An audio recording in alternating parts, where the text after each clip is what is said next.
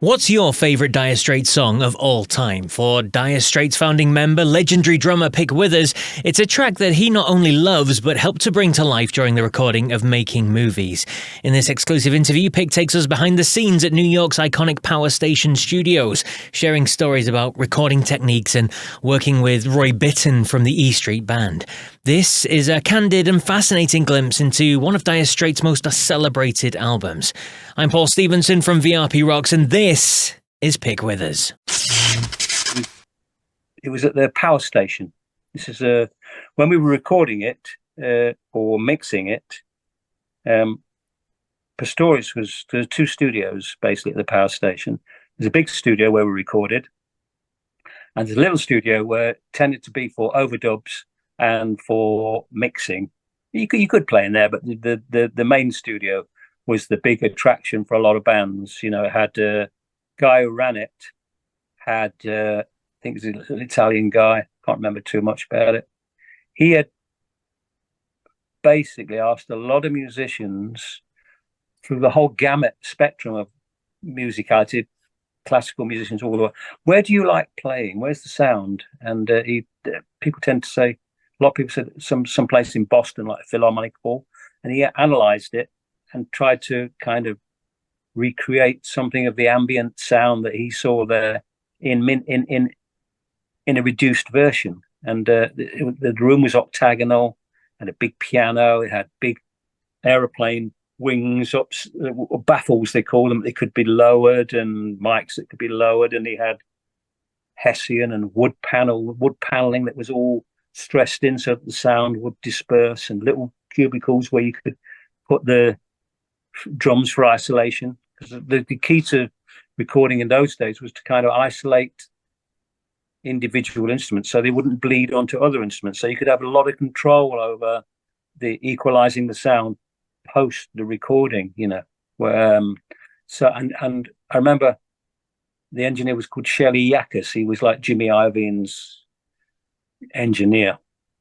Jimmy Iovine, the Italian guy, he was funny, real New Yorker. I just loved New York in those days.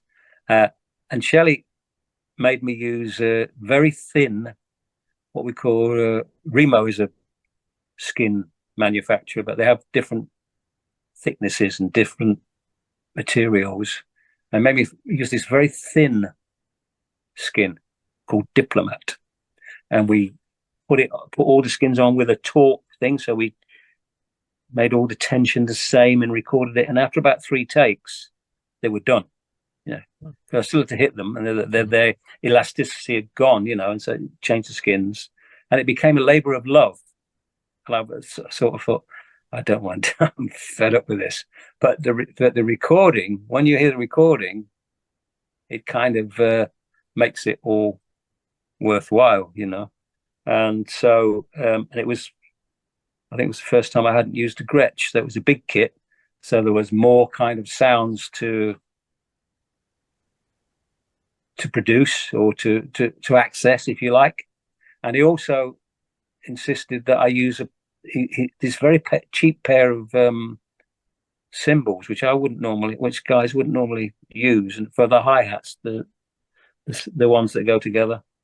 And he said the reason being that when they're really good cymbals, they bleed over all the other drums, all the mics on the other drums, and it's very hard to contain. And his idea was that these were quite dull, and he could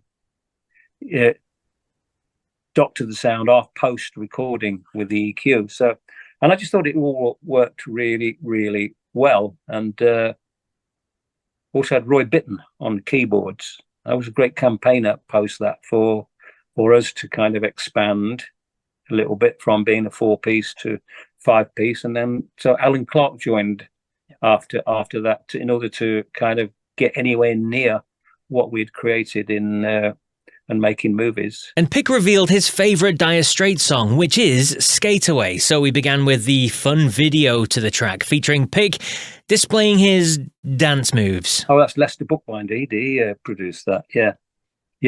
I'm very uncomfortable when I see myself on film. But yeah, it was just the 3 of us because David had gone and Alan and Hal hadn't been recruited. So it was just promotion for the record, really. I think we did that somewhere down in back of Chelsea somewhere.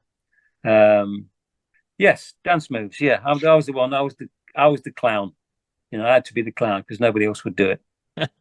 So that's drummers are supposed to be the clowns anyway. But we're the glue that keeps things together. That was it, really. It's just the whole recording is me playing, and it's just John hasn't got his part sorted.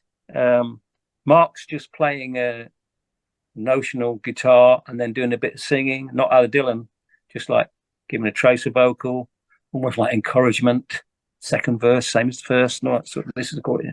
And and Roy Bittan's playing because he's consummate professional from the E Street Band. So it's me and Roy, and kind of second guessing what Mark's looking for and what he's going to put on, and it kind of worked really, really well. Sounds great. Thank you, Shelley, if you're still around.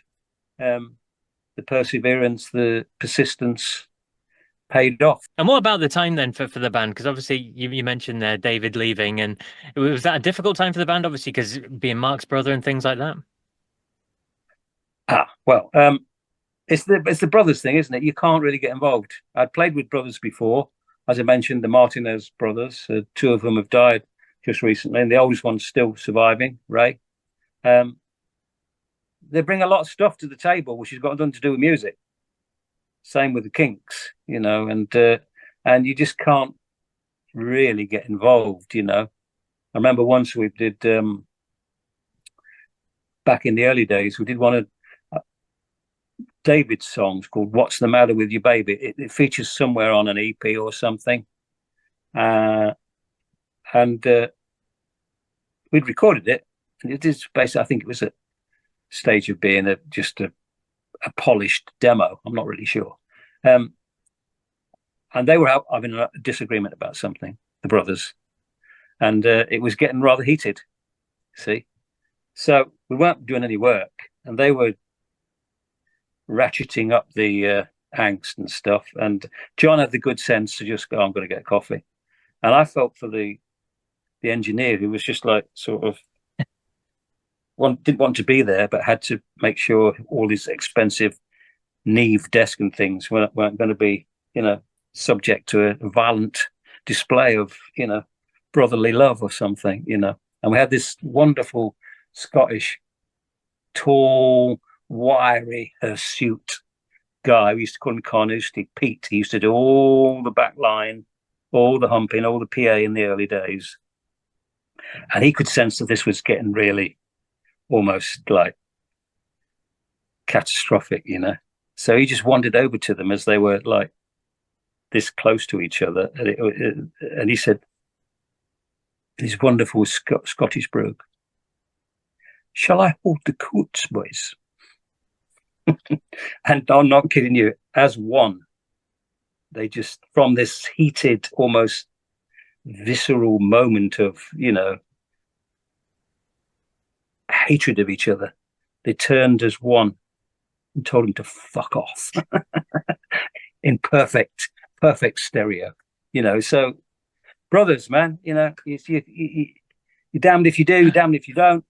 Just get on with it, And I would always be very circumspect about playing with brothers again. It's a bit like playing with school teachers, I played in a couple of bands with school teachers, and they're fine, but there always comes a moment when you don't agree about something, Now, normally, as you get older, you just